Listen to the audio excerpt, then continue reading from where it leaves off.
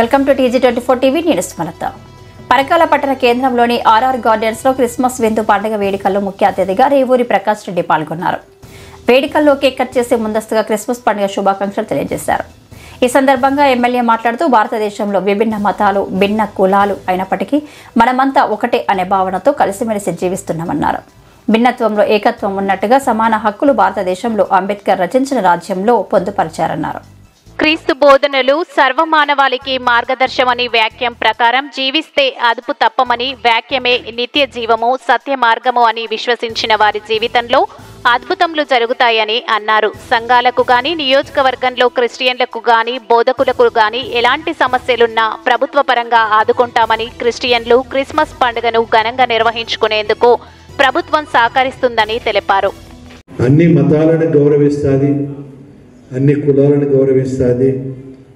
అదేవిధంగా ప్రతి పండుగలో ఏ మతం పండుగమైనా కూడా అందరినీ ఒక రకంగా మమేకం చేయాలి అనే ఒక ఆలోచనతో కూడా కార్యక్రమాలు నిర్వర్తిస్తుంటుంది. ఇవాళ మనం చూస్తున్నాం, ప్రపంచంలో కొన్ని దేశాలు కొన్ని మతాలకే, అక్కడున్న ప్రధానమైన మతానికే ప్రాధాన్యత ఇవ్వడం జరుగుతుంది. మిగిలిన మతాలను పెద్దగా పట్టించుకోరు. ఒక రకంగా చెప్పాలి అంటే అక్కడ మైనార్టీస్ అంటారు.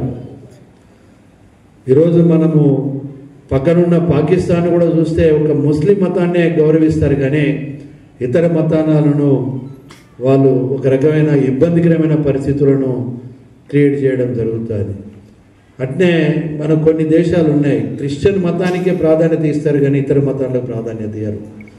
కానీ మన భారతదేశానికి ఉన్న గొప్పతనం ఇది కొన్ని సంవత్సరాల సంస్కృతో లేకుంటే కొన్ని దశాబ్దాల సంస్కృతో కాదు, ఇది తరతరాలుగా ఈ భారతదేశంలో ఉన్న ప్రతి ఒక్క మతాన్ని కూడా గౌరవిస్తూ గుర్తింపిస్తూ భిన్నత్వంలో ఏకత్వంగా పోతున్న చరిత్ర ఒక మన భారతదేశానికి ఉందని చెప్పి మనం గర్వంగా చెప్పుకోవచ్చు.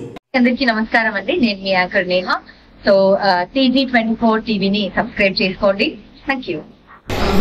Please do subscribe TG24 TV. Subscribe.